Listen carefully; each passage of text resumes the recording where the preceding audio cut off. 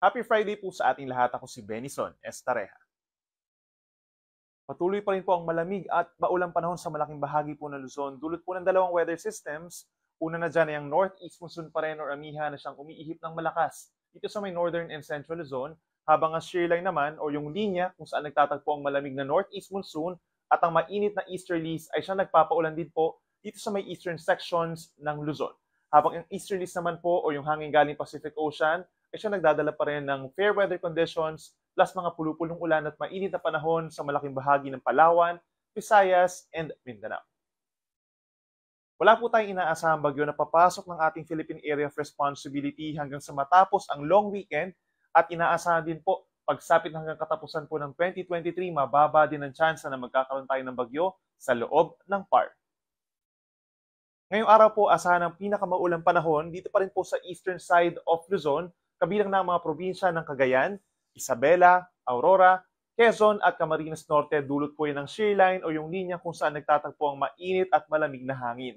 Yung mga pag-ulan po natin minsan malalakas, kaya't mag-ingat po sa mga posibleng pagbaha at pagguho ng lupa.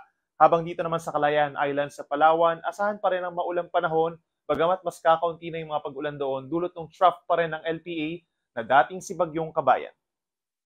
Sa ating mga kababayan naman po dito sa Cordillera Administrative Region, natitirang bahagi pa ng Cagayan Valley, Ilocos Norte, and Ilocos Sur, gayon din sa mga probinsya ng Rizal and Laguna, maulap din ang kalangitan ng iiral dulot ng northeast monsoon, nasasamahan niya ng mahina hanggang katamtaman at minsan malalakas din po ng mga pag-ulan.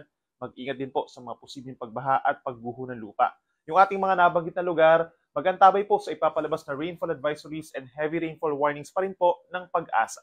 Dito naman sa rest of Ilocos Region, rest of Central Luzon, partly cloudy to cloudy skies sa may tsansa ng pulupulong mahinang ulan, habang dito naman sa Metro Manila at natitirang bahagi ng Calabarzon, madalas makulimlim ang panahon na sinasamahan din po ng mga pulupulo at may hinang ulan, kaya magdala rin po ng payong. Sa ating mga kababayan over the rest of Mimaropa and rest of Bicol Region, bahagyang maulap at minsan maulap ang kalangitan na sinasamahan lamang din po ng mga saglit na pag-ulan, lalo na sa natitirang bahagi po ng Bicol Region, dulot naman yan ng easterlies. Yung temperature natin dito sa Northern Luzon ay hindi po hihigit sa 30 degrees Celsius buong araw, habang sa Metro Manila between 25 to 30 degrees Celsius. Sa ating mga kababayan dito sa Visayas and even sa Mindanao, apektado po sila ng easterlies o yung hangin galing po sa Pacific Ocean na magdadala ng mainit at malinsangang panahon, lalo na dito sa may southern portions of Mindanao. In many areas of Visayas and Mindanao, bahagyang maulap at minsan maaraw ang kalangitan at mababa ang tsansa ng mga pag-ulan, except dito sa may area po ng Northern Panay, sa may Capiz, Aklan, at dito rin po sa may Northern Samar, Eastern Samar, may mga tsansa ng mga saglit na pag-uulan at bahagi pa ng Caraga and Davao Region. Temperature for Metro Cebu, 26 to 30 degrees Celsius, habang sa Davao naman po hanggang 32 degrees Celsius. Sa ngayon, dahil sa malakas na northeast monsoon, ay meron pa rin po tayong gale warning or banta sa matataas na mga pag-alon. Hanggang 6 na metro po ito, no, halos nasa 2 palapag ng gusali. Delikado ito sa maraming sasakyang pandagat po, hindi lang yung maliliit na sasakyang pandagat.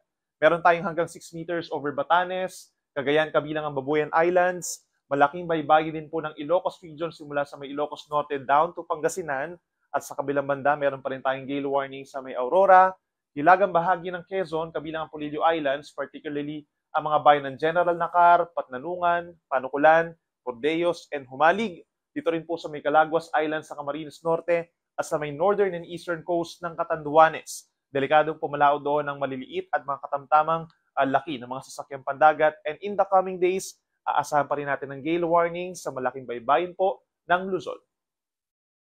By tomorrow, asahan pa rin ang epekto ng shear line dito sa may eastern part of Luzon, at dito naman sa may northern and central Luzon, meron pa rin tayong malamig na northeast monsoon o ramihan, at pagsapit ng bisperas ng Pasko at araw ng Pasko, aasahan pa rin natin yung epekto ng northeast monsoon sa northern and central Luzon.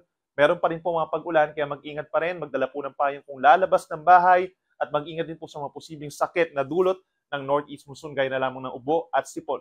So kung dito sa Metro Manila, halos magkakatulad pa rin po na weather conditions ang mararanasan.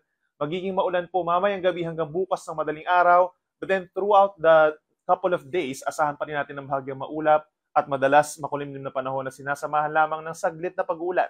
Temperature natin between 24 to 31 degrees Celsius.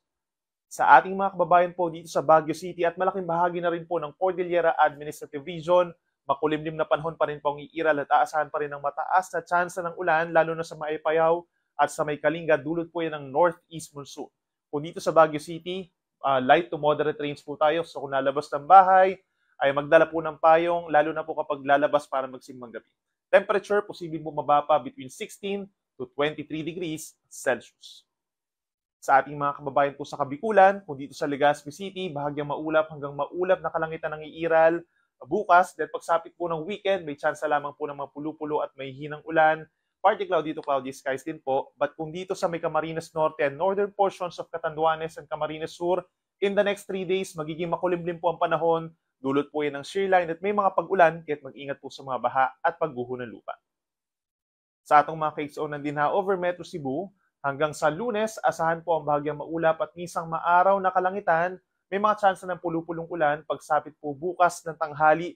But then hanggang pagsapit po ng Pasko, mababa pa rin po ang tsansa ng pag-ulan.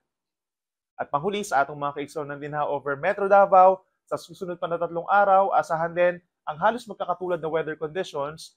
Fair weather conditions or bahagyang maulap na kalangitan madalas. Pagsapit ng tanghali, mainit hanggang 33 degrees Celsius. At meron din pong tsansa ng mga pulupulong ulan lalo na sa gabi ng Pasko. Ang araw ay late na sisikat 6:16 ng umaga at maaga namang lulubog 5:32 ng hapon.